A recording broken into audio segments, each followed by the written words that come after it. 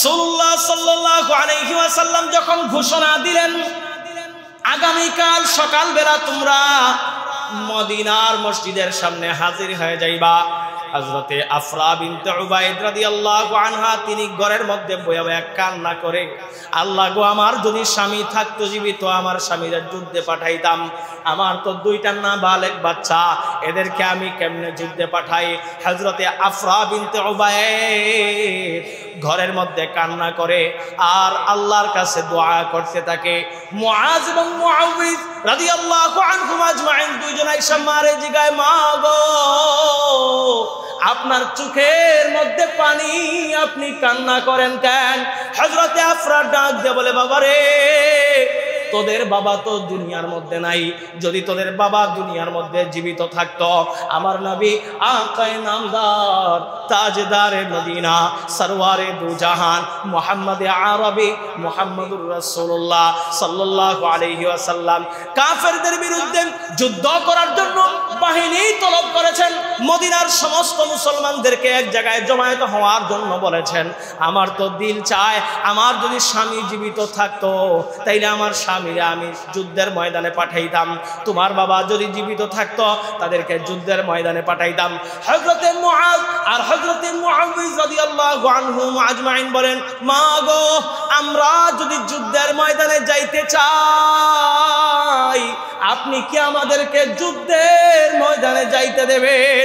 হযরতে আফরা রাদিয়াল্লাহু আনহা উনি কান্না করে দেয়, ঝরঝর করে কান্না করে দেয়, বলে, বাবা, তোমরা কি যুদ্ধের ময়দানে টিকতে পারবা? দেখেন ছোট্ট ছোট্ট সাহাবায়ে আজমাইনরা রাসূলের জন্য কত মায়া, কত মায়া। ডাক দিয়ে বলে, মা গো, তরবারি নিতে পারি বা না পারি, কোন কাফের যদি আমার রাসূলের উপর আক্রমণ করতে আসে, কোন কাফের যদি আমার রাসূলের উপর আক্রমণ করতে আসে, কথা দিলাম গো মা, তোমার কাছে কথা দিয়ে গেলাম, কোন কাফেরকে হত্যা করতে পারি বা না পারি, আমার শরীর থাকতে আমার রাসূলের গায়ে একটা তরবারির আঘাত লাগতে দেব না। দুইটা ছোট ছোট বাচ্চা নিয়ত করে বের হইছে, তারা ছোটবেলা থেকে মায়ের কাছে গল্প শুনতেছে যে আমার রাসূল যখন মক্কায় ছিলেন তখন আমার রাসূলকে সব থেকে বেশি কষ্ট দিয়েছে আবু লাহাব, সব থেকে বেশি কষ্ট দিয়েছে আবু জাহেল, সব থেকে বেশি কষ্ট দিয়েছে আবু সুফিয়ান, সব থেকে বেশি কষ্ট দিয়েছে আবু লাহাব। আমার রাসূল আবু জাহেল সব থেকে বেশি কষ্ট দিয়েছে। মুআজ এবং মুআউযিজ রাদিয়াল্লাহু আনহু মায়ের কাছে বলে, ওগো মা, আপনি আমাদেরকে বিদায় দেন, রাসূলের দরবারে গিয়ে আমরা হাজির হয়ে যাই। পরবর্তী দিন সকালবেলা মসজিদে নববীর সামনে মুসলমানরা সারিবদ্ধ হয়ে দাঁড়ায় গেছে। আল্লাহ রাসূল সাল্লাল্লাহু আলাইহি ওয়াসাল্লাম যুদ্ধের জন্য মানুষ বাছাই করতেছেন। আবাল বৃদ্ধ বনিতা কেউ ঘরের মধ্যে বসে নাই, সবাই একদম ল্যাংড়া লুলা কানা আতুর যা আছে ঘরের মধ্যে সবাই চলে আসছে। ওগো আল্লাহর নবী, আমাদেরকে যুদ্ধে নেন, ওগো আল্লাহর নবী, আমাদেরকে যুদ্ধে নেন, ওগো আল্লাহর নবী, আমাদেরকে যুদ্ধে নেন। রাসূলুল্লাহ সাল্লাল্লাহু আলাইহি ওয়াসাল্লাম বলেন, যুদ্ধের ময়দান সবার জন্য না, এখানে যারা হৃষ্টপুষ্ট আছে, যাদের শক্তি সামর্থ্য আছে, শুধুমাত্র তাদেরকে বাছাই করা হবে। আল্লাহ রাসূল একজন একজন করে ডান পাশে আলাদা করতে থাকলেন, একজন একজন করে ডান পাশে আলাদা করতে থাকলেন। এমন সময় দেখা যায় একটা 9 বছরের বাচ্চা আর একটা 11 বছরের বাচ্চা, যারা এত বেশি বড় এখনো হইয়া সারে নাই, তারা যদি পাটা সমান করে মাটিতে লাগায় রাখে তাইলে তাদের উচ্চতা বড় কম হয়ে যায়, তরবারি হাতে নিয়ে যুদ্ধ করার উপযোগী হয় না। এক ভাই আরেক ভাইরে কানে কানে বলে, ওরে ভাই, পায়ের বৃদ্ধাঙ্গুলির উপর বর দিয়া দাঁড়া, পায়ের বৃদ্ধাঙ্গুলির উপর ভার দিয়া দাঁড়া, এরপরও যদি আমাদের রাসূল আমাদের যুদ্ধের জন্য সিলেক্ট করে ফেলে। দুই ভাই পায়ের বৃদ্ধাঙ্গুলির উপর বর দিয়ে দাঁড়াই গেছে। ভালো করে দিল লাগায় শোনেন, আল্লাহ রাসূল যখন তাদের কাছে আসছেন তাদেরকে আলাদা করে বলতেছে, তোমরা বাম পাশে যাও, তোমরা এখনো ছোট। তারা কান্না করে ফেলছে। ওগো নবী, আপনি বলতেছেন বাম পাশে যাওয়ার জন্য, আমরা তো বাড়ি থেকে বিদায় নিয়ে মার কাছ থেকে চলে আসছি যুদ্ধের ময়দানে যাব বইলা। ওগো নবী, আমাদের শরীরে যতক্ষণ পর্যন্ত রক্ত আছে আমরা আপনার গায়ে একটা আঁচড়ও লাগতে দেব। ছোট্ট দুই বাচ্চার আবেগ দেখেন রাসূলের জন্য কেমন। দুইটা বাচ্চা ডাক দিয়ে যখন রাসূলকে এই কথা বলতেছে, নবী আমাদের শরীরে যতক্ষণ পর্যন্ত রক্ত থাকবে আমরা আপনার গায়ে একটা আঁচড় লাগতে দেব না। রাসূল বলতেছেন, বাবারা তোমরা আরেকটু বড় হও, তারপরে তোমরা দ্বীনের জন্য যুদ্ধ করবা। তারা ডাক দিয়ে বলতেছে, গো নবী আমাদেরকে পরীক্ষা করেন, আমরা যুদ্ধ পারি কিনা পরীক্ষা করেন। আল্লাহ রাসূল সাল্লাল্লাহু আলাইহি ওয়াসাল্লাম বড় ভাইয়ের কথায় রাজি হয়ে গেলেন, মুআউযের কথায় রাজি হয়ে গেলেন। তার বয়স যেহেতু 11, আল্লাহ রাসূল বললেন, ঠিক আছে তুমি যাও, দ্বিতীয় সারিতে চলে যাও, তোমাকে যুদ্ধে নেওয়া হবে। এই কথা যখন আল্লাহ রাসূল বলছেন, হযরতে মুআজ মাটিতে পড়া গোড়াগড়ি করে কান্না করে করে বলতেছে, ওগো নবী আপনি আমার ভাইকে যুদ্ধের জন্য সিলেক্ট করে ফেলছেন, সে তো জান্নাতের পথে এক পা আগায় গেছে, আমিও জান্নাতের পথে এক পা আগায় যাইতে চাই, আমাকে না নিয়ে আপনি যুদ্ধে যাইতে পারবেন না। ওগো নবী আমাকে আপনি পরীক্ষা করেন। কি পরীক্ষা করব তোমাকে? মুআজ বলতেছেন ডাক দিয়া, ওগো নবী আপনি আমার ভাইকে শুধুমাত্র বড় দেখা সিলেক্ট করে ফেললেন, কিন্তু আমার ভাই তো আমার সাথে মারামারিতে পারে না, একটু পরে আমার সাথে লাগায় দেন কুস্তিতে। আল্লাহ রাসূল সাল্লাল্লাহু আলাইহি ওয়াসাল্লাম বললেন, মুআজ তাইলে দুই ভাইয়ের মধ্যে একটা কুস্তি যুদ্ধ হয়ে যাক। রাসূলুল্লাহ সাল্লাল্লাহু আলাইহি ওয়াসাল্লাম বললেন, দুই ভাইয়ের মধ্যে একটা কুস্তি যুদ্ধ হয়ে যাক। যখন দুই ভাই সমস্ত সাহাবীদের মধ্যে সামনে বাইরে গেছে, বাইরে গিয়া বড় ভাইয়ের কানে কানে ছোট ভাই বলতেছে, ভাই রে তুমি তো যুদ্ধের জন্য সিলেক্ট হয়ে গেছো, তোমারে তো আর রাসূল বাদ দেবে না, কিন্তু আমি যদি যুদ্ধের ময়দানে যাইতে হয় জিততে হবে, আমাকে যদি যুদ্ধের ময়দানে যাইতে হয় জিততে হবে। তুমি তো জানো তোমার থেকে শক্তিতেও আমি কম, তোমার থেকে বয়সেও আমি কম, তোমার থেকে শরীরেও আমি কম, তোমার থেকে উচ্চতায়ও আমি কম। ও ভাইরে তুমি ইচ্ছে করে আমার নিচে পড়ে যাও, যাতে যুদ্ধের ময়দানে একসাথে দুই ভাই হাজির হইতে পারি। মুআউযিজ রাদিয়াল্লাহু আনহু শুনলেন ভাইয়ের কথা। ভাই যখন কুস্তির জন্য ধরছে, উনি আলগুসের নিচে পড়ে গেছেন। আল্লাহ রাসূল সাল্লাল্লাহু আলাইহি ওয়াসাল্লামের সামনে দাঁড়াইয়া মুআজ বলতেছেন, ইয়া রাসূলুল্লাহ তাকায় দেখেন না আমার দিকে, তাকায় দেখেন আমার দিকে, আমার গায়ের মধ্যে কত শক্তি, আমি আমার বড় ভাইকে যুদ্ধের মধ্যে কুস্তির মধ্যে হারায় দিছি। ওগো আল্লাহর নবী আমাকে আপনি যুদ্ধের ময়দানে না নিয়ে যাইতে পারবেন না। আল্লাহ রাসূল সাল্লাল্লাহু আলাইহি ওয়াসাল্লাম হযরতে মুআজ এবং মুআউযিজ রাদিয়াল্লাহু আনহুকে যুদ্ধে যাওয়ার জন্য অনুমতি দিয়ে দিলেন। ও দোস্ত, যে সাহাবায়ে আজমাইনরা 9 বছরের 11 বছরের বালকরা, যে সাহাবায়ে আজমাইনরা রাসূলের জন্য জীবন দিতে রাজি, যে মায়েরা স্বামী দুনিয়ার মধ্যে নাই, নাবালক বাচ্চাদেরকে যুদ্ধের ময়দানে পাঠায়া শহীদ করাইতে রাজি, সে নবীর গায়ে যদি ইজ্জতের মধ্যে যদি বাউলরা বর্তমানে দেখেন কি সরকার একটা আউল বাউল আমার আল্লাহকে নিয়ে আমার রাসূলকে নিয়ে কটূক্তি করে, বাংলার জমিনে যদি কোন নাস্তিক আমার রাসূলের ইজ্জতের দিকে আঘাত দেওয়ার জন্য আঙ্গুল উত্তোলন করে, তার জিহ্বা আমরা টান দিয়ে ছিঁড়ে ফেলব ইনশাআল্লাহ। রাসূলুল্লাহ সাল্লাল্লাহু আলাইহি ওয়াসাল্লাম যখন দায়িত্ব দিলেন বেল্লাল হাবশী রাদিয়াল্লাহু আনহুকে, যখন রাসূলুল্লাহ দায়িত্ব দিলেন, বেল্লাল আজকে থেকে তুমি মদিনার মসজিদের মুয়াজ্জিন।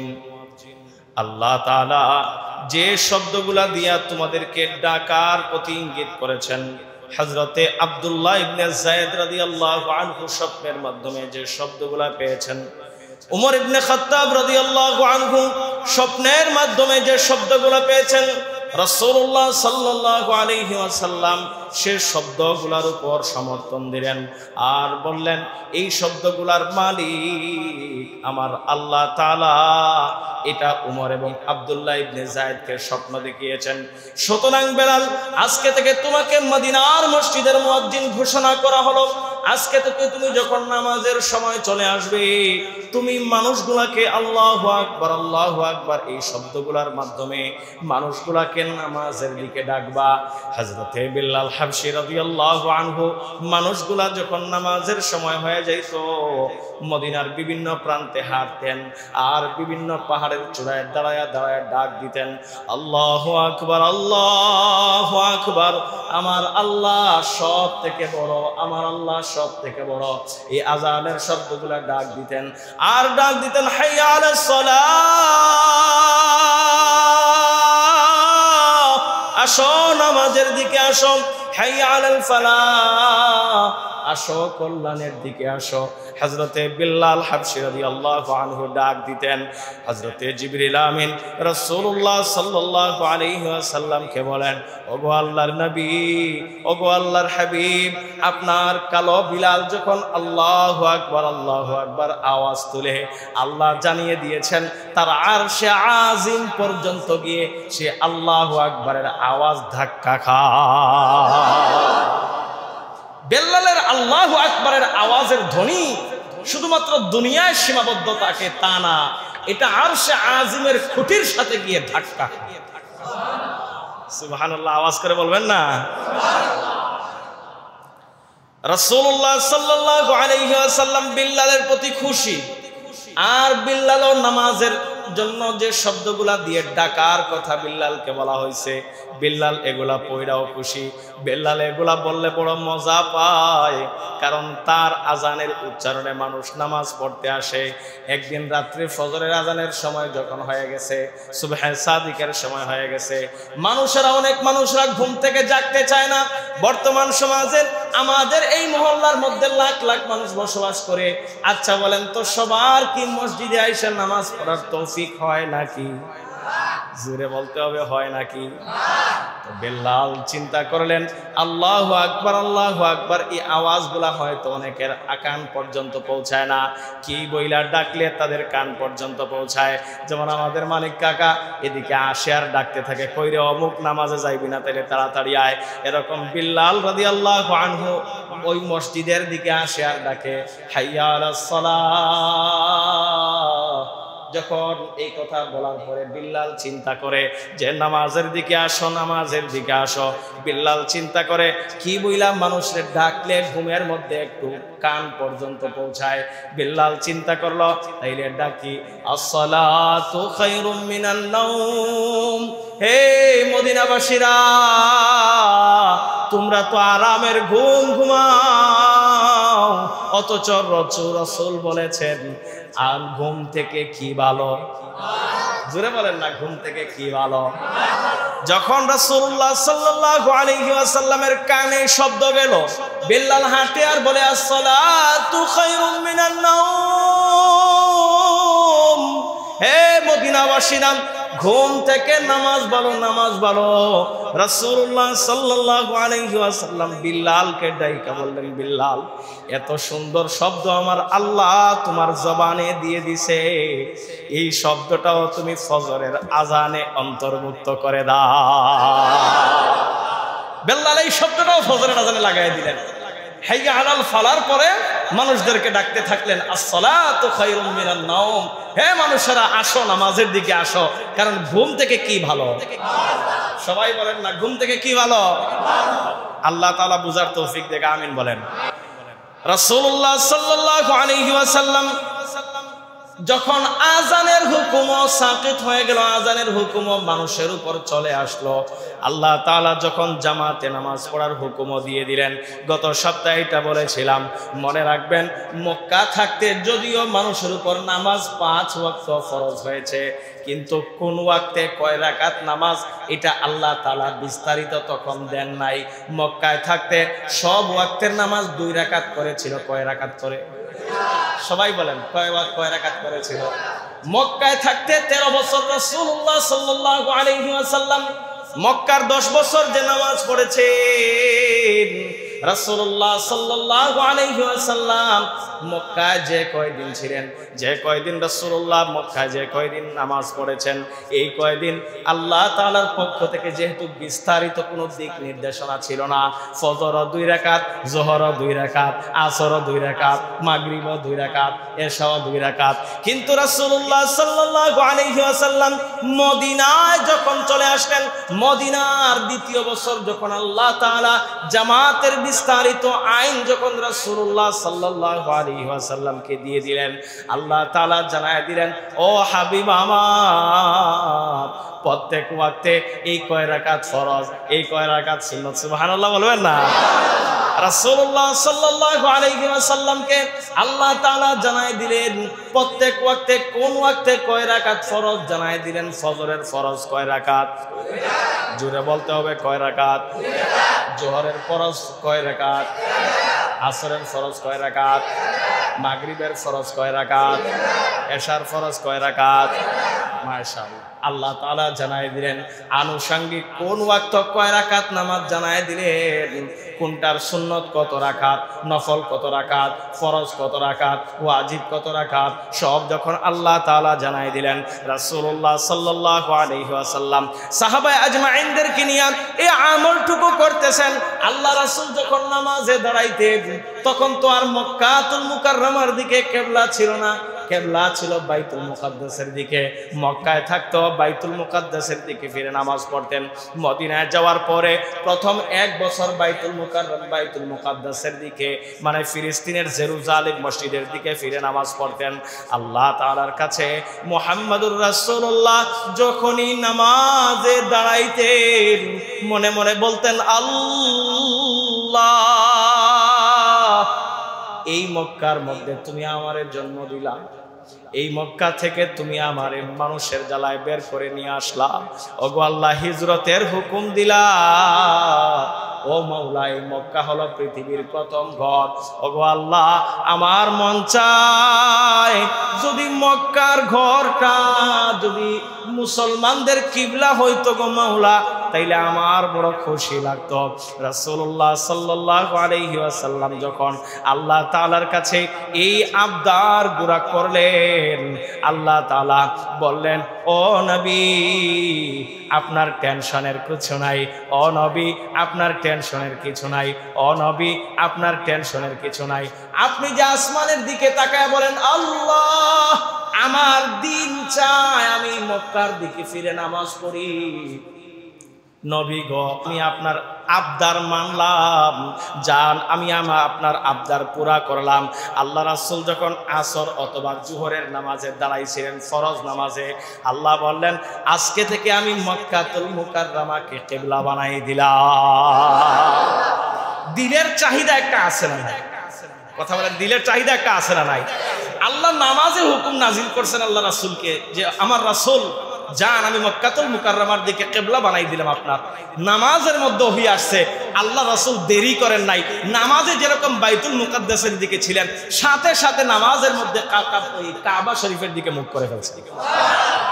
সাহাবায়ে আজমাইন রাসূলের পিছে ছিলেন, তারাও আল্লাহ রাসূলের দিকে কাবার দিকে মুখ করে ফেললেন।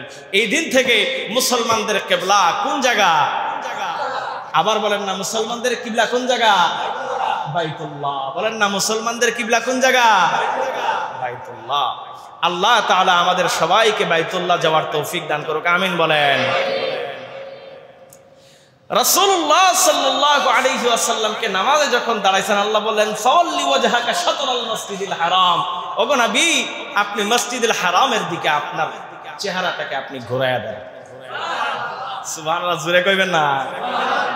আল্লাহ তাআলা এমন সিস্টেম দিলেন যে রাসূলুল্লাহ সাল্লাল্লাহু আলাইহি ওয়াসাল্লাম বাইতুল মুকাদ্দাস থেকে বাইতুল্লাহর দিকে মুখ করে ফেললেন। এখন রাসূলুল্লাহ সাল্লাল্লাহু আলাইহি ওয়াসাল্লাম নামাজ তো ঠিকমতো পড়তেছেন, আজানও ঠিকমতো হইতেছে, সাহাবায়ে আজমাইন তো আমলে জুড়তেছেন। আচ্ছা বলেন, আমাদের সমাজে মানুষ মরে কি মরে না? কথা কয় না, মানুষ মরে কি মরে না? কিছুদিন যাওয়ার পরে রাসূলুল্লাহ সাল্লাল্লাহু আলাইহি ওয়াসাল্লামের এক অত্যন্ত ঘনিষ্ঠ সাহাবী হযরত উসমান ইবনে মাযউন রাদিয়াল্লাহু আনহু, আল্লাহ রাসূলের জামাই উসমান না, ওই উসমান না, আরেক উসমান, উসমান ইবনে মাযউন রাদিয়াল্লাহু আনহু অসুস্থতার কারণে ইন্তেকাল করলেন। এত প্রিয় সাহাবী ছিলেন রাসূলুল্লাহ সাল্লাল্লাহু আলাইহি ওয়াসাল্লামের। আল্লাহ তাআলা ঘোষণা দিলেন, ও আমার নবী আপনি একটা কবরস্থান নির্ধারণ করেন, একটা জায়গা নির্ধারণ করেন, যে জায়গাটা আমি আল্লাহ তাআলা এই জায়গার আলাদা মূল্যায়ন করব, এই জায়গা আমি আল্লাহ তাআলা আলাদা মর্যাদা বাড়ায় দেব। রাসূল খুঁজতে থাকলেন যে উসমান ইবনে মাযউনকে কোথায় দাফন করা যায়।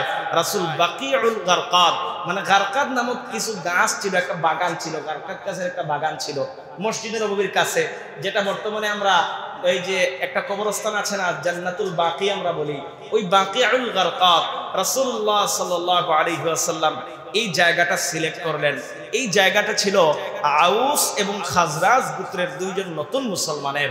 রাসূল তাদেরকে ডাইকা বললেন, ও আমার সাহাবীরা, আমার তো দিল চায় যে আমি এই জায়গাটাকে মুসলমানদের কবরগাহ হিসেবে, এখানে সমস্ত মুসলমানদেরকে দাফন করা হবে, আমার দিল চায় এই জায়গাটাকে আমি কবরগাহ হিসেবে নির্ধারিত করি। তারা বললেন, ইয়া রাসূলুল্লাহ, দিতে পারি এক শর্তে, যদি আপনি আমাদেরকে জান্নাতের ওয়াদা করেন। সুবহানাল্লাহর আওয়াজটা আস্তে হয়ে গেল না? ওগো আল্লাহর নবী, দিতে পারি এক শর্তে, জায়গাটা এক শর্তে আমাদের এই দামি জায়গাটা দিতে পারি। ওগো আল্লাহর নবী, যদি আপনি আমাদের জান্নাতের ওয়াদা করেন তাইলে আমরা ওয়াদা দিলাম, আপনি বলতে দেরি, জায়গা দিতে দেরি নাই। রাসূলুল্লাহ সাল্লাল্লাহু আলাইহি ওয়াসাল্লাম বললেন, এ আমার সাহাবীরা, শুধুমাত্র তোমাদেরকে জান্নাতের ওয়াদা করতেছি তা না, তা না, তা না।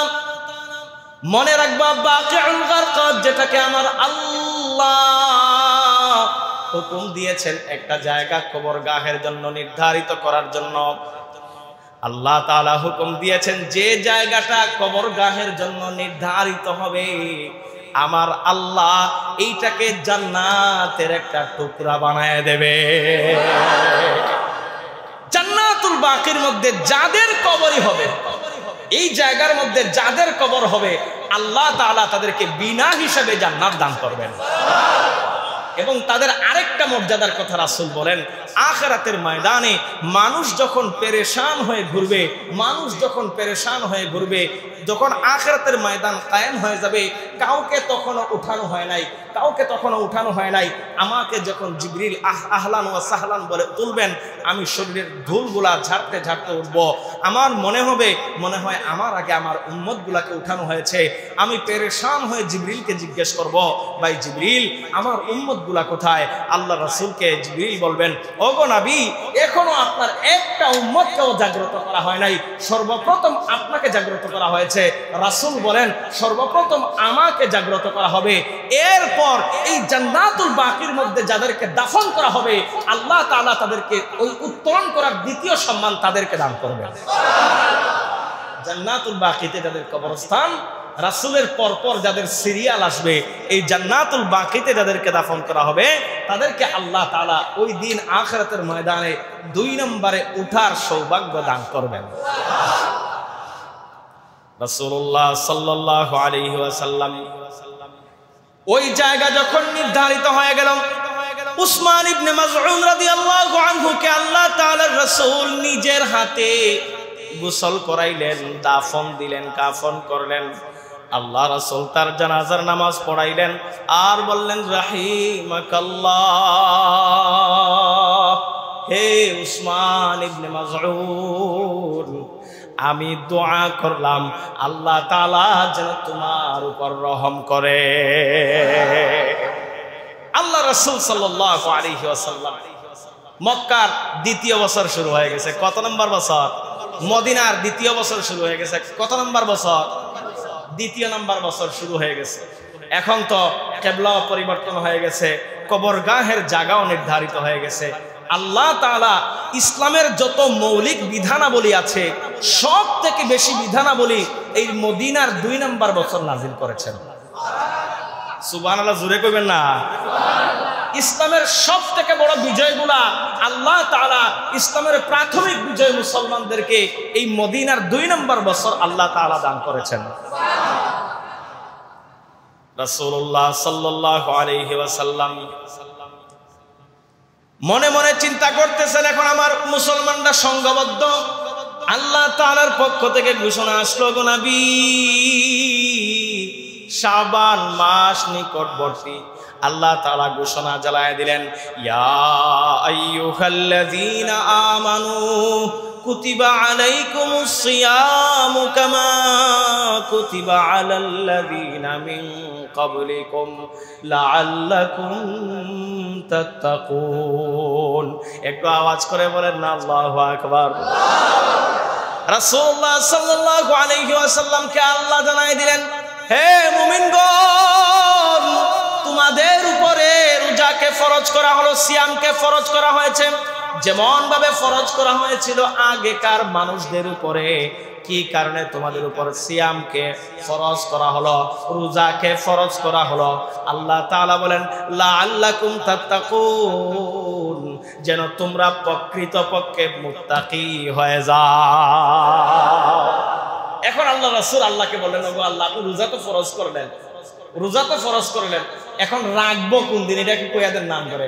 তো আল্লাহ তাআলা কোরআন কারীমের মধ্যে আয়াত নাযিল করে দিলেন। আল্লাহ তাআলা এই আয়াত পাঠাইলেন, শাহরু রমাদান আল্লাযী উনজিলা ফীহিল কুরআন ফামান শাহিদা মিনকুমুশ শাহরা ফালইয়াসুম। হে আমার নবী, শাহরু রমাদান আল্লাযী উনজিলা ফীহিল কুরআন, রমজান মাস, যে মাসের মধ্যে আমি আল্লাহ তাআলা কোরআন নাজিল করেছি। ফামান শাহিদা মিনকুমুশ শাহরা ফালিয়াসুম, ওগো নবী, আপনি আপনার উম্মতদের মধ্যে জানায় দেন, যারা এই মাস পাবে তারা যেন এই পুরাটা মাস রোজা রাখে নেয়। তো আল্লাহ তাআলা রোজা রাখার হুকুম দিলেন আর জানায় দিলেন এই রমজানের রোজা। কোন মাসের রোজা? আওয়াজ করে বলে না, কোন মাসের রোজা? রমজান মাসের রোজা। এখন সময় তো সময়ের ধারাপাতে চলে, রমজান মাস সামনে চলে আসছে, এমন সময় সময়ের ধারাপাতে চলতেছে। রাসূলুল্লাহ সাল্লাল্লাহু আলাইহি ওয়াসাল্লাম মনে মনে খুব খুশি, আহারে আল্লাহ তাআলা এত নির্যাতনের মধ্যে থেকে আমাকে বাছাই কইরা মক্কা থেকে মদিনায় নিয়ে আসলেন। আমার সাহাবীদেরকেও হিজরতের মাধ্যমে আল্লাহ তাআলা মক্কা থেকে মদিনায় নিয়ে আসলেন। আল্লাহ রাসূলের অন্তরের মধ্যে সুকুনাত, যে আমার উম্মতদেরকে আল্লাহ তাআলা এখন কত শান্তির সময় দিয়েছেন, আমার উম্মতদের উপরে নামাজ কিভাবে পড়বে আল্লাহ বিস্তারিত বলে দিয়েছেন, রমজানের রোজা রাখবে এটাও বিস্তারিত বলে দিয়েছেন, কিবলা কোন দিকে হবে এটাও বিস্তারিত বলে দিয়েছেন, নামাজের জন্য কিভাবে ডাকবে এটাও বিস্তারিত বলে দিয়েছেন, মুসলমানদের সম্পর্ক কিভাবে হবে এটাও বিস্তারিত বলে দিয়েছেন। মুসলমানরা এখন শুধু শান্তি আর শান্তি। আল্লাহ রাসূল সাল্লাল্লাহু আলাইহি ওয়াসাল্লাম খবর নিলেন যে মক্কার লোকেরা কোন হালতে আছে। এখন খবর নিয়ে জানলেন মক্কার লোকেরা মুসলমানদের এই শান্তি দেখা মক্কার লোকেদের ভিতরে শান্তি নাই।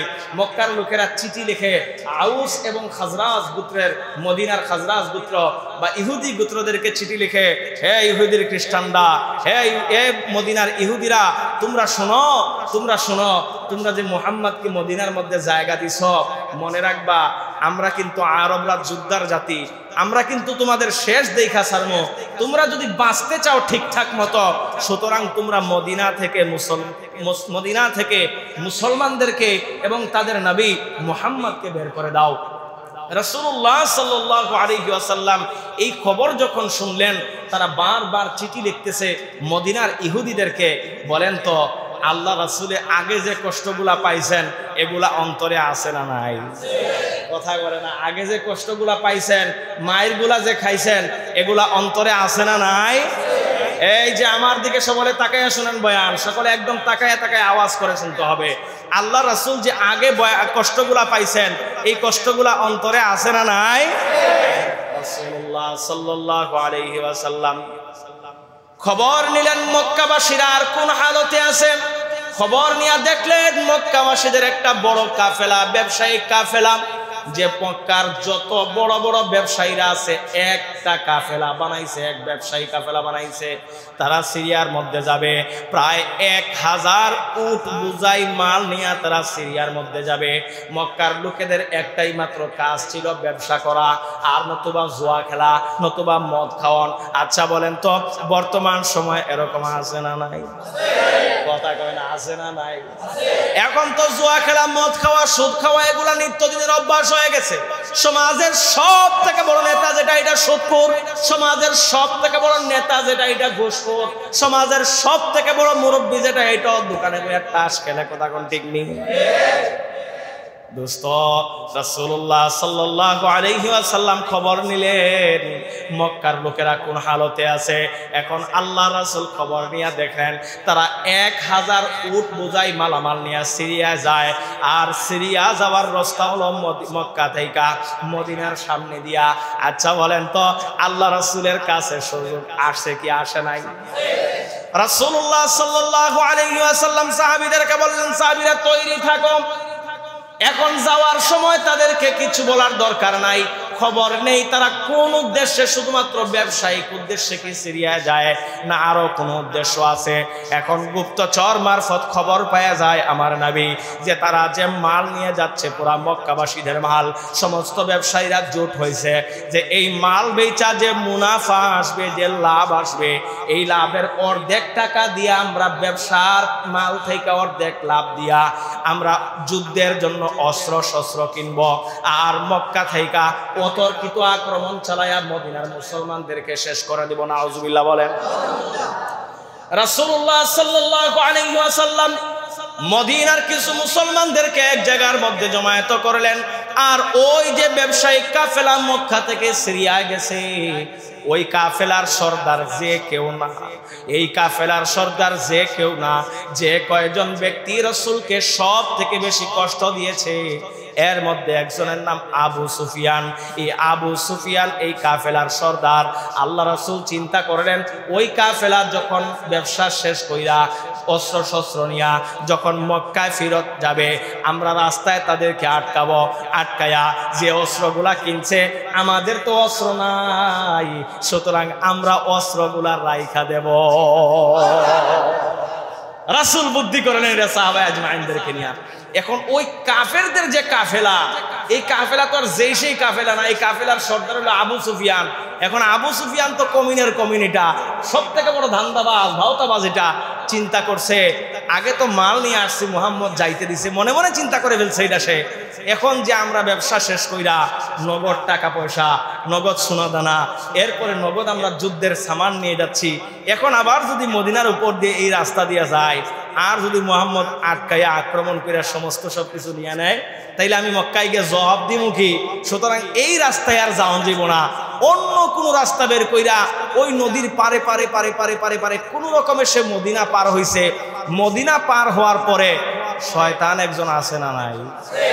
কথা কয় না, বোঝা গেল আপনাদের এলাকায় শয়তান নাই, সব শয়তান আপনাদের এলাকায় ছাইরা গেছে। কি দায়িত্ব কি শয়তান কি এলাকার মানুষদের থেকে অবসর নিয়ে নিছে নাকি? শয়তান একজন আছে না নাই? শয়তান মনে মনে চিন্তা একদম ওয়াসওয়াসাটা ভালো করে আবু সুফিয়ানকে দিছে। আবু সুফিয়ান তুমি যাওগা, এখন তো মুসলমানরা এখনো শক্তিশালী হয় নাই, তুমি তো ইচ্ছা করলে মুসলমানদেরকে শেষ করে দিতে পারো, তোমার কাছে তো অস্ত্রের কোনো অভাব নাই। সে চিন্তা করে আমি যদি একাই বাহিনী নিয়ে আক্রমণ করে ফেলি, আর মক্কার কুরাইশদের কাছে যদি খবর চলে যায়, কুরাইশদের তো সম্পর্কে বাতিজা লাগে মুহাম্মদ, তারা যদি আমার উপর চড়াও হয়ে যায়, কি করা যায়? একটা বুদ্ধি করলো যে আমার কাছে যে মাল সামানা আছে, এই মাল সামানার যে পুঁজি, এই পুঁজি তো মক্কার সমস্ত ব্যবসায়ীর, সুতরাং মক্কায় খবর পাঠাই, হ্যাঁ মক্কার জানবাদ যোদ্ধারা, তোমরা আমার কাছে যে ব্যবসার মাল দিছিলা, সমস্ত ব্যবসা বাণিজ্য শেষ কইরা ভালো মুনাফা অর্জন করছিলাম, যখনই মদিনার কাছে আইছি মুহাম্মদ আমাদের উপর আক্রমণ কইরা লুটতরাজ করে নিছে গা। এই খবর মক্কায় পৌঁছাইলে মানুষের মাথায় রাগ উঠবে কি উঠবে না? কথা কয় না, মানুষের মাথায় রাগ উঠবে কি উঠবে না? মক্কায় যখন খবর চলে গেছে, আবু জাহেল, উতবা, সাইবা, আবু লাহাব সহ সবার কানে যখন খবর চলে গেছে, পাগলের মতো হয়ে গেছে। আমরা সারা বছর যে ব্যবসার উপর ডিপেন্ড করে থাকি, এই ব্যবসা বিক্রি কিনে কইরা আমরা সারা বছর চলাফেরা করি, সুতরাং মুহাম্মাদের এত বড় সাহস, সে মক্কা থেকে ভাইগা গেছে গা, মক্কা থেকে পলায়া গেছে গা, মক্কা থেকে পলায়া মদিনায় গিয়েও তার শান্তি নাই, আমাদের বাহিনীর উপর আক্রমণ করছে, সুতরাং আর মুহাম্মদকে ছাড় দেয়া যায় না। হে আরবের জানবাদ যোদ্ধারা তৈরি হয়ে যাও, আর মুহাম্মদকে ছাড় দেয়া যায় না। আরবের জানবাদ যোদ্ধারা তৈরি হয়ে গেছে, 1000 যোদ্ধার এক বাহিনী বের হয়ে গেছে। 1000 যোদ্ধার বাহিনী বের হয়ে রাসূলুল্লাহ সাল্লাল্লাহু আলাইহি ওয়াসাল্লাম সহ পুরা মদিনাবাসীদেরকে হত্যা করার জন্য যখন মক্কা থেকে বাহিনী বের হয়ে গেছে, আল্লাহ রাসূল সাল্লাল্লাহু আলাইহি ওয়াসাল্লাম মদিনার রক্ষণাবেক্ষণের জন্য মদিনার চারপাশে গুপ্তচর লাগায় রাখছিলেন। যখনই কেউ মদিনার দিকে চোখ তুলে তাকাবে, মদিনার উপরে যদি কেউ আক্রমণ করতে আসে, আগে আগে খবর পৌঁছাইবা। একজন ঘুরসওয়ার আইসা রাসূলকে খবর পৌঁছাইল, ওগো আল্লাহর নবী, মক্কা থেকে 1000 বাহিনী বের হইছে, যারা কমপ্লিট সুটেড বুটেড। ওগো আল্লাহর নবী, একদম যুদ্ধ সাজ নিয়ান, ঘোড়া নিয়ান, উট নিয়া। ওগো আল্লাহর নবী, এমন কোন তরবারি নাই তাদের কাছে নাই। তীরন্দাজদের চমৎকার একটা বাহিনী নিয়া তারা মদিনার দিকে আগায় আসতেছে।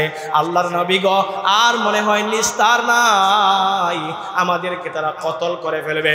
আল্লাহ রাসূল সাল্লাল্লাহু আলাইহি ওয়াসাল্লাম টেনশনে পড়ে গেল। আমার মদিনার শান্তির জীবনের নাকি এই মুহূর্তে আল্লাহ তাআলা বিপর্যয় নিয়ে আসবে। আল্লাহ রাসূল সাল্লাল্লাহু আলাইহি ওয়াসাল্লাম মদিনার খ্রিস্টান, মদিনার কাফির, মদিনার ইহুদি, যত রকমের যত দল আছে মদিনায়, মুসলমানদের সহ সবাইকে মসজিদে নববীর মধ্যে ডাকলেন। কারণ তাদেরকে নিয়ে আগে একটা চুক্তি রাসূল করেছিলেন যে মদিনায় যদি কোনো জামাত আক্রমণ করে, মদিনায় যদি কোনো দল আক্রমণ করে, আমরা কোন দলের উপর আক্রমণ করবো এটা দেখবো না, আমরা সকলে একসাথে প্রতিহত করব। মনে আসেনি আপনাদের? কথা কর না, মনে আসেনি আপনাদের? রাসূলুল্লাহ সাল্লাল্লাহু আলাইহি ওয়াসাল্লাম সমস্ত দলগুলারে যখন ডাকলেন, এমন সময় মদিনার ইহুদি যারা তারা রাসূলুল্লাহ সাল্লাল্লাহু আলাইহি ওয়াসাল্লামকে বলল, হে মুহাম্মদ আরবি, আপনি জানেন আরবরা বড় যোদ্ধা জাতি, আপনি জানেন তারা আমাদের কাছে বারবার চিঠি পাঠাইতেছে। আমাদের সবার সমস্যার একটা কথা আপনার কাছে আমরা বলি, আমাদের গোত্রগুলার কথা, আমরা আপনার সাথে যুদ্ধে জড়াইতে পারবো না, আপনার পক্ষ হয়ে আরবদের বিপক্ষে যুদ্ধে লাগতে পারবো না, কারণ আমাদের এত পরিমাণ শক্তি হয় নাই যে আরবের 1000 যোদ্ধার বিপক্ষে আমরা দাঁড়ায় যাব। রাসূলুল্লাহ সাল্লাল্লাহু আলাইহি ওয়াসাল্লামকে যখন কাফেররা ছাইরা চলে গেল, আল্লাহ রাসূল সাল্লাল্লাহু আলাইহি ওয়াসাল্লাম বড় চিন্তায় পড়ে গেলেন। এমন সময় দেখেন মুসলমানদের মধ্যে মুনাফিক কিভাবে তৈরি হয়। মদিনার এক ব্যক্তি আউস এবং খাজরাজ গোত্র যখন যুগ যুগ ধরে তারা যখন দাঙ্গা হাঙ্গামায় ছিল, রাসূল যখন মদিনায় আসলেন, আয়েশা তাদেরকে দাঙ্গা হাঙ্গামা থেকে বিরত করলেন। আল্লাহ রাসূল সাল্লাল্লাহু আলাইহি ওয়াসাল্লাম মদিনায় আসার আগে এক ব্যক্তি মনে মনে নিয়ত করে রাখছিল, আমি হব আউস এবং খাজরাজ গোত্রের নেতা, দুই গ্রুপকে আমি এক বানাবো, আমি নেতা হয়ে যাব। সুতরাং তার আল্লাহ রাসূল মদিনায় আসার কারণে সমস্ত মানুষের নেতা আল্লাহ রাসূল হয়ে যান। ওই যে আব্দুল্লাহ ইবনে উবাই ইবনে সালুল, তার ভিতরে দুঃখ রয়ে গেছে যে মুহাম্মদ এখানে আসার কারণে আমি নেতা হইতে পারলাম না মদিনার। সুতরাং ওই উপস্থিত সময়ে সে ঈমান আনছে আল্লাহ রাসূলের উপরে, যাতে রাসূলের উপর কাছাকাছি থাকা যায়, সহকারী হিসেবে থাকা যায়। সুতরাং যখন যুদ্ধের সময় আসছে, আব্দুল্লাহ ইবনে উবাই ইবনে সালুল আল্লাহ রাসূলকে বলল, ওগো নবী সরকার, আমার তো ফসল কাটার সময় হয়ে গেছে, আমার বাগানের ফসল কাটার সময় হয়ে গেছে, আমি নিজেও অসুস্থ, আমার বংশের লোকেরা এত বড় বাহিনীর বিরুদ্ধে যুদ্ধ করতে রাজি না। সুতরাং আমরা এখন বলতেছি, আপনারে পরামর্শ দিতেছি, মক্কার লোকেদেরকে আপনি মক্কার লোকেদের সাথে আপনি যুদ্ধে লাগার জন্য সামনে আগায়েন না। রাসূলুল্লাহ সাল্লাল্লাহু আলাইহি ওয়াসাল্লাম দেখলেন কাফেররা আলাদা হয়ে গেছে, মুনাফিক যারা ছিল 3 থেকে 600 পর্যন্ত তারাও আলাদা হয়ে গেছে। আল্লাহ রাসূল সাল্লাল্লাহু আলাইহি ওয়াসাল্লাম টেনশনে যেন শেষ হয়ে যাচ্ছেন। আল্লাহ রাসূল চিন্তা করতেছেন, আহারে আমার মদিনার মধ্যে অবস্থানরত মুষ্টিমেয় কয়েকজন আনসার আর মক্কা থেকে আসা মুষ্টিমেয় কয়েকজন মুহাজির, আমি এই শুধুমাত্র আনসার এবং মুহাজিরদেরকে সাথে নিয়ে কেমনে আমি এই মক্কার এত বিশাল বাহিনীর সাথে যুদ্ধ করব। রাসূলুল্লাহ সাল্লাল্লাহু আলাইহি ওয়াসাল্লাম মক্কা থেকে আগত মুহাজিরদেরকে এবং মদিনার আনসার সাহাবীদেরকে মসজিদে নববীর মধ্যে ডাকলেন। ডাইকা মসজিদে নববীর মেইন দরজা লাগায় দিলেন, ঘরের মেইন দরজা লাগায় দিলেন। লাগায় দিয়া সবাইকে বললেন, বলো তোমরা আমাকে পরামর্শ দাও কেমনে আরবের এই যোদ্ধা জাতির বিপক্ষে শক্তিকে নস্যাৎ করা যায়, কেমনে তাদের বিপক্ষে জয়লাভ করা যায়। এমন সময় হযরত মিকদাদ ইবনে আমর রাদিয়াল্লাহু আনহু ডাক দিয়া বললেন, ইয়া রাসূলুল্লাহ ইনজিল মা আমারাকাল্লাহু বিহি, ওগো আল্লাহর নবী, আপনি আল্লাহ যেভাবে নির্দেশ দিয়েছেন সেভাবে এগিয়ে চলুন।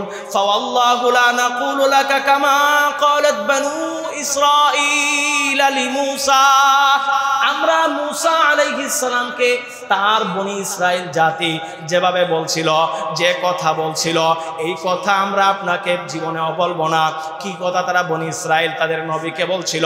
বনি ইসরাইলের লোকেরা হযরতে মূসাকে বলছিল, ইযহাব আনতা ওয়া রাব্বুকা ফাকাতিলা ইন্না হাহুনা কাঈদুন। তারা বলছিল, হে মূসা, আপনি যান ফেরাউনের সাথে গিয়ে আপনার আল্লাহরে নিয়ে যুদ্ধ করেন, আমরা বয়া বয়া দেখি, আপনি যদি যুদ্ধে জিতেন তাইলে আমরা আপনার সাথে আছি, নাইলে সাথে নাই। নাউজুবিল্লাহ, জোরে কইবেন না। মূসা আলাইহিস সালামের এই কথাকে স্মরণ করে দিয়ে হযরতে মিকদাদ ইবনে আমর রাদিয়াল্লাহু আনহু বললেন, ইমজিলিমা আমারাকাল্লাহু বিহি, ওগো আল্লাহর নবী, আল্লাহ আপনাকে যে নির্দেশ দিয়েছেন আপনি এই নির্দেশ বাস্তবায়ন করুন। ইযহাব আনতা ওয়া রাব্বুকা ফাকাতিলা ইন্না হাহুনা কাঈদুন, আপনি আপনার রবকে নিয়ে যুদ্ধের মধ্যে সামনে আগায়া যান, আমরা সেই বাহিনীর মধ্যে আপনার সাথে আছি।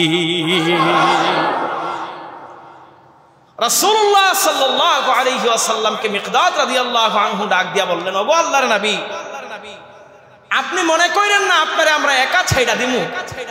আপনি যদি আমাদেরকে বলেন, আল্লাহর কসম, আপনি বারকুল গিমাদ পর্যন্ত যুদ্ধ করতে করতে, বিজয় করতে করতে যাবেন। বারকুল গিমাদ পৃথিবীর এক শেষ সীমা পর্যন্ত, বারকুল গিমাদ পর্যন্ত আপনি যাবেন।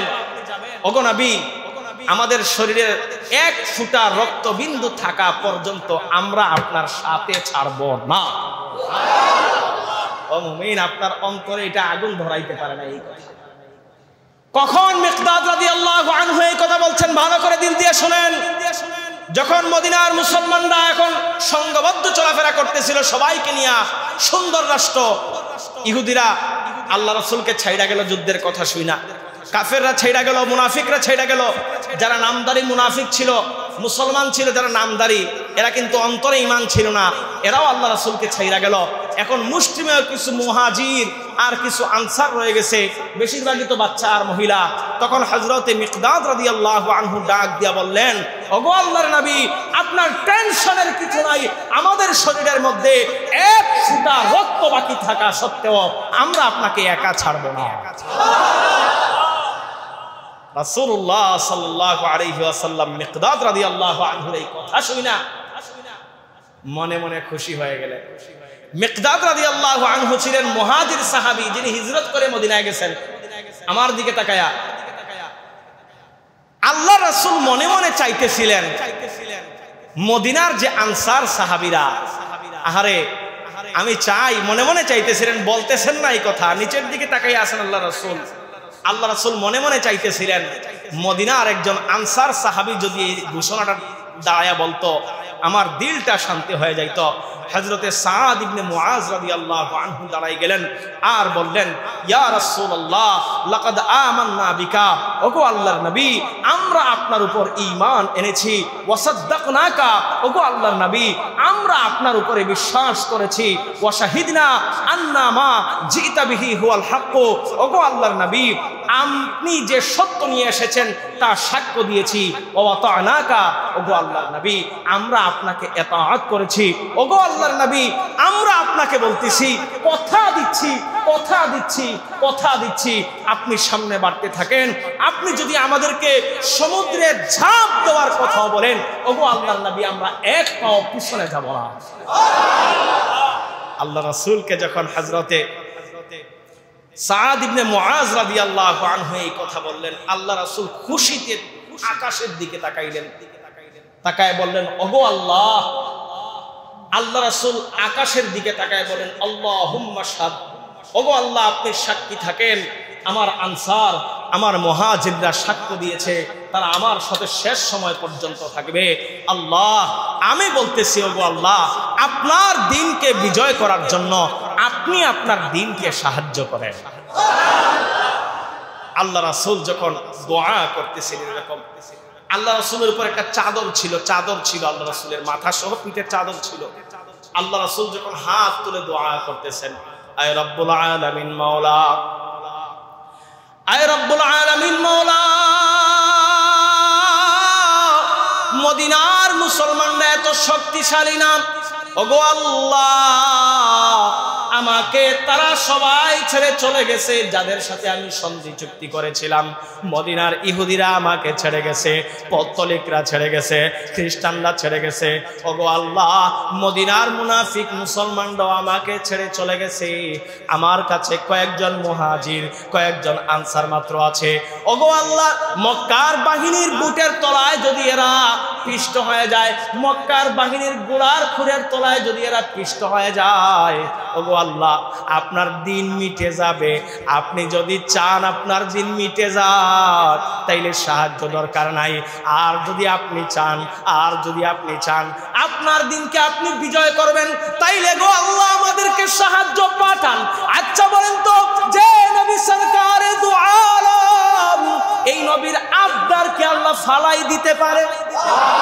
রাসূলুল্লাহ সাল্লাল্লাহু আলাইহি ওয়াসাল্লাম আল্লাহকে যখন বলেন, আল্লাহ সাহায্য পাঠান, সাহায্য পাঠান, সাহায্য পাঠান, রাসূলুল্লাহ সাল্লাল্লাহু আলাইহি ওয়াসাল্লাম হাত তুলতে দেরি, আল্লাহর সাহায্য জিবরিল আমিন হাজির হইতে দেরি হয় না। আল্লাহ রাসূলকে আয়েশা বলতেছে, ওগো নবী টেনশন নিয়েন না, এত টেনশন নাই।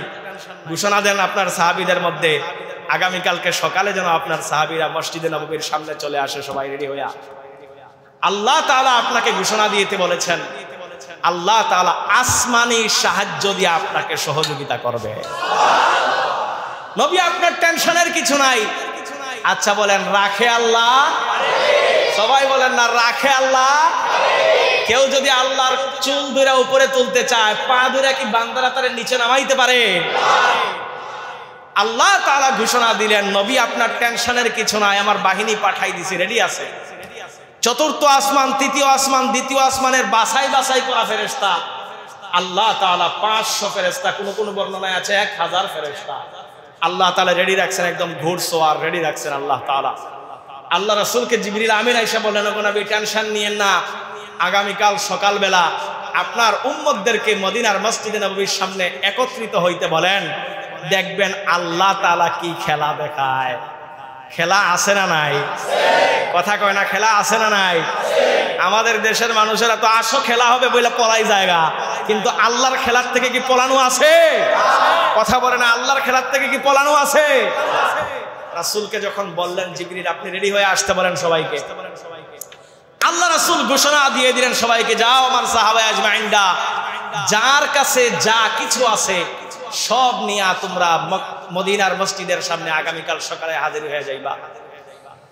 রাসূলুল্লাহ সাল্লাল্লাহু আলাইহি ওয়াসাল্লাম যখন ঘোষণা দিবেন, মদিনার মুসলমানদের কাছে তো আর তেমন কোনো অস্ত্র নাই, মদিনার মুসলমানরা তেমন কোনো যুদ্ধবাজ জাতিও না, এরা কৃষক জাতি। মদিনার মুসলমান যারা আনসার সাহাবী যারা, এরা কৃষি কাজ করতো বেশিরভাগ, এরা যুদ্ধ কি এত বেশি বুঝতো না। তো রাসূল সাল্লাল্লাহু আলাইহি ওয়াসাল্লাম সবাইকে যখন যার যা কিছু আছে নিয়ে আসতে বললেন, তাহলে কেউ গাছের ডাল, কেউ খেজুর গাছের ডাল, কেউ এই গাছের ডাল, কেউ এইটা, কেউ ওইটা নিয়ে আসতেছে। সব মিলায়া তরবারি হয়েছে 8 থেকে 12টা। তরবারি কয়টা? 8 থেকে 12টা মাত্র তরবারি। আচ্ছা বলেন, 1000 যোদ্ধার সামনে 8 থেকে 12 তরবারির কোনো বেল আছে? কথা কয় না, কোনো বেল আছে? পুরা রাত্র মদিনার মুসলমানরা আমোদ ফুর্তির সহিত সবাই যুদ্ধের প্রস্তুতি নিছে। এক মা রাতের বেলা তার 2 সন্তান, একজন ডান পাশে নিয়ে, খুব শ্রদ্ধার সহিত শোনেন, একজন ডান পাশে নিয়ে, একজন ডান হাতে নিয়ে, একজন বাম হাতে নিয়ে শুয়ে আছে। মা শুয়ে একদম রোদন করে কান্না করতেছে। হযরতে আফরা বিনতে উবাইদ রাদিয়াল্লাহু আনহা, উনি কান্না করতেছে আর বলতেছে, আল্লাহ আমার তো স্বামী দুনিয়াতে জীবিত নাই, যদি আমার স্বামী দুনিয়াতে জীবিত থাকতো, ওগো আল্লাহ আমি আমার স্বামীকে যুদ্ধের ময়দানে পাঠাইয়া দিতাম। আমার স্বামী যদি যুদ্ধের ময়দানে শহীদ হয়ে যাইতো, তাইলে আমি আখিরাতের ময়দানে শহীদের বিবি হিসেবে উত্তোলিত হইতাম। ওগো আল্লাহ আমার যদি স্বামী যুদ্ধ থেকে গাজী হিসেবে ফিরে আইতো, তাইলে আমি আখিরাতের ময়দানে গাজীর বউ হিসেবে উঠতাম। ওগো আল্লাহ আমার তো স্বামী দুনিয়াতে নাই, আমার 2টা বাচ্চা নাবালেগ, একটা বাচ্চার বয়স 9 বছর, একটা বাচ্চার বয়স 11 বছর, এরাও যুদ্ধের বয়স হয় নাই। ওগো আল্লাহ, আমার অন্তরে তো শান্তি পাই না, আমার অন্তরে তো শান্তি পাই না। হযরতে আফরা বিনতে উবাইদ এরকম চোখ দিয়ে টপ টপ করে পানি পড়তেছে আর কান্না করতেছে হাউমাউ করে। আফরা বিনতে উবাইদের 2 ছেলের ঘুম ভেঙে গেছে। হযরতে মুআজ রাদিয়াল্লাহু আনহু আর হযরতে মুআউযিজ রাদিয়াল্লাহু আনহু, একজনের বয়স 9 বছর, আরেকজনের কত? সবাই জোর করে বলতে হবে, একজনের বয়স 9, আরেকজনের কত? রাসূলুল্লাহ সাল্লাল্লাহু আলাইহি ওয়াসাল্লাম যখন ঘোষণা দিলেন আগামীকাল সকালবেলা তোমরা মদিনার মসজিদের সামনে হাজির হয়ে যাইবা, হযরতে আফরা বিনতে উবাইদ রাদিয়াল্লাহু আনহা তিনি ঘরের মধ্যে বসে বসে কান্না করে, আল্লাহ গো, আমার যদি স্বামী থাকতো জীবিত, আমার স্বামীরা যুদ্ধে পাঠাইতাম। আমার তো 2টা নাবালেগ বাচ্চা, এদেরকে আমি কেমনে যুদ্ধে পাঠাই? হযরতে আফরা বিনতে উবাইদ ঘরের মধ্যে কান্না করে আর আল্লাহর কাছে দোয়া করতে থাকে। মুআজ এবং মুআউযিজ রাদিয়াল্লাহু আনহুম আজমাইন দুইজন আয়েশা মারে জিগায়, মা গো, আপনার চোখের মধ্যে পানি, আপনি কান্না করেন কেন? হযরতে আফরা ডাক দিয়ে বলে, বাবা রে, তোদের বাবা তো দুনিয়ার মধ্যে নাই, যদি তোদের বাবা দুনিয়ার মধ্যে জীবিত থাকতো, আমার নবী আকায়ে নামদার তাজদারে মদিনা সরওয়ারে দু জাহান মুহাম্মদে আরবি মুহাম্মদুর রাসূলুল্লাহ সাল্লাল্লাহু আলাইহি ওয়াসাল্লাম কাফেরদের বিরুদ্ধে যুদ্ধ করার জন্য বাহিনী তলব করেছেন। মদিনার সমস্ত মুসলমানদেরকে এক জায়গায় জমায়েত হওয়ার জন্য বলেছেন। আমার তো দিল চায়, আমার যদি স্বামী জীবিত থাকতো তাইলে আমার স্বামীরে আমি যুদ্ধের ময়দানে পাঠাইতাম, তোমার বাবা যদি জীবিত থাকতো তাদেরকে যুদ্ধের ময়দানে পাঠাইতাম।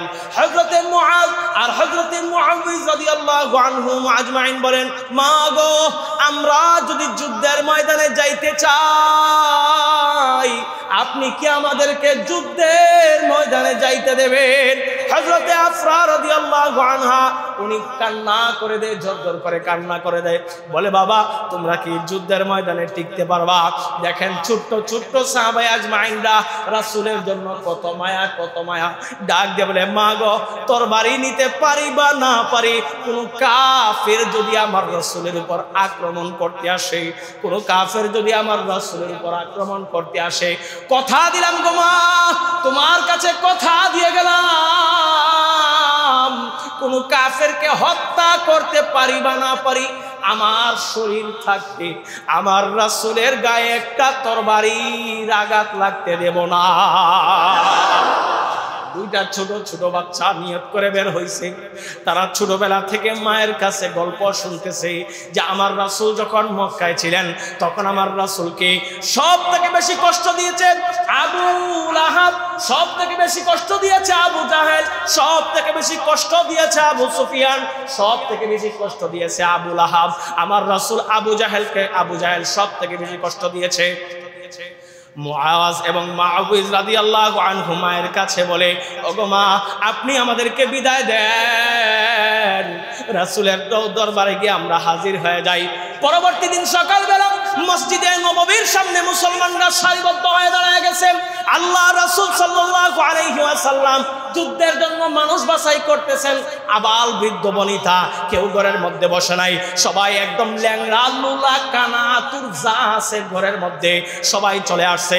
ওগো আল্লাহর নবী, আমাদেরকে যুদ্ধে নেন, ওগো আল্লাহর নবী, আমাদেরকে যুদ্ধে নেন, ওগো আল্লাহর নবী, আমাদেরকে যুদ্ধে নেন। রাসূলুল্লাহ সাল্লাল্লাহু আলাইহি ওয়াসাল্লাম বলেন, যুদ্ধের ময়দান সবার জন্য না, এখানে যারা হৃষ্টপুষ্ট আছে, যাদের শক্তি সামর্থ্য আছে, শুধুমাত্র তাদেরকে বাছাই করা হবে। আল্লাহ রাসূল একজন একজন করে ডান পাশে আলাদা করতে থাকলেন, একজন একজন করে ডান পাশে আলাদা করতে থাকলেন। এমন সময় দেখা যায়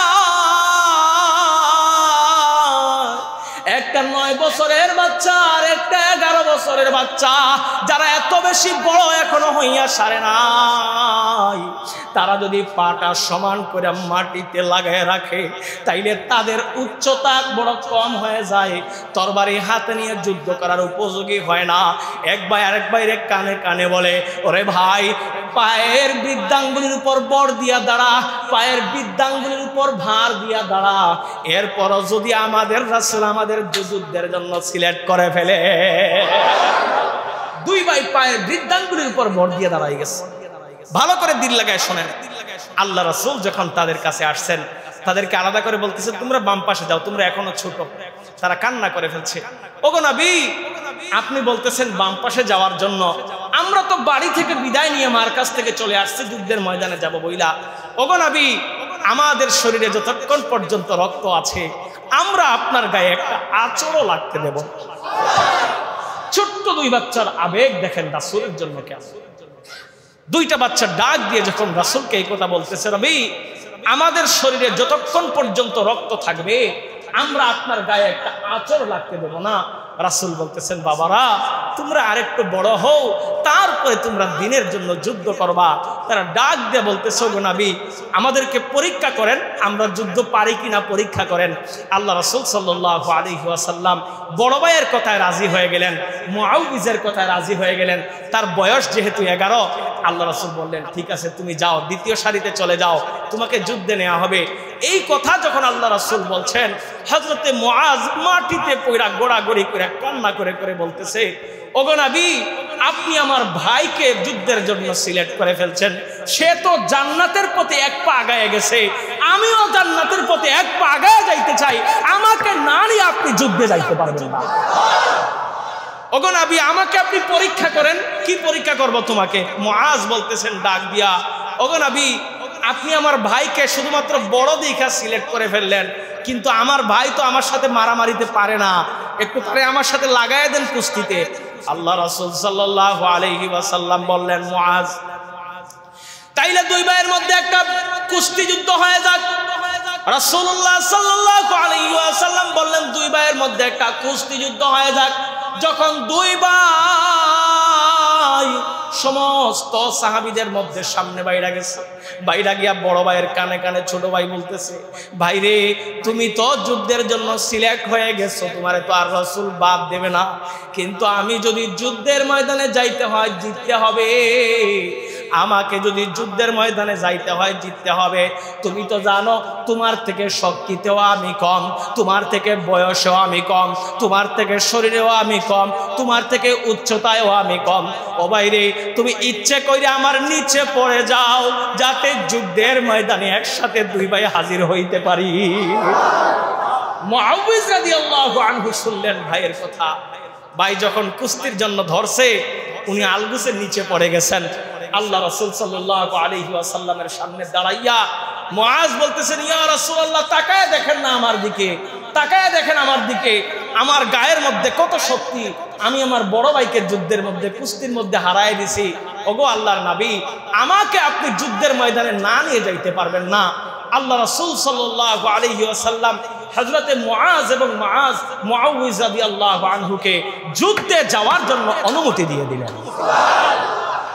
ও দোস্ত, যে সাহাবা আজমাইনরা 9 বছরের 11 বছরের বালকরা, যে সাহাবা আজমাইনরা রাসূলের জন্য জীবন দিতে রাজি, যে মায়েরা স্বামী দুনিয়ার মধ্যে নাই, নাবালক বাচ্চাদেরকে যুদ্ধের ময়দানে পাঠায়া শহীদ করাইতে রাজি, সে নবীর গায়ে যদি ইজ্জতের মধ্যে যদি বাউলরা বর্তমানে দেখেন কি সরকার একটা আউল বাউল আমার আল্লাহকে নিয়ে আমার রাসূলকে নিয়ে কটূক্তি করে, বাংলার জমিনে যদি কোন নাস্তিক আমার রাসূলের ইজ্জতের দিকে আঘাত দেওয়ার জন্য আঙ্গুল উত্তোলন করে, তার জিহ্বা আমরা টান দিয়ে ছিঁড়ে ফেলবো ইনশাআল্লাহ।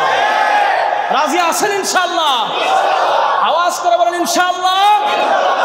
আমরা সব কিছু সইতে পারি, আমাদেরকে বকা দিবা আমরা কোনো জিনিস মানুষকে বলি না, আমাদেরকে মারলেও আমরা রিপিট করি না।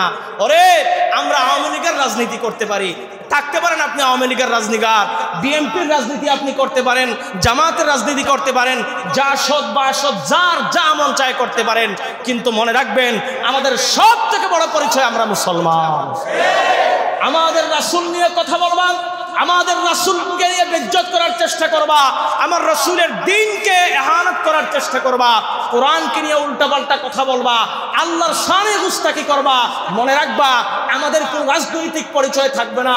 হাত যেরকম ভাত খাওয়ার জন্য 5টা আঙুলকে মুহূর্তে এক করে ফেলে, আমরা সমস্ত দলের লোকেরা এক হয়ে যাব, আর বাতিল বাতিলদেরকে দেশ ছাড়া করবো ইনশাআল্লাহ। আল্লাহ তাআলা তৌফিক দান করুক, আমিন বলেন। আরো জোরে আমিন বলেন। আল্লাহ তাআলা আমাদেরকে দ্বীনের জন্য কবুল করুক, সকলে বলি আমিন।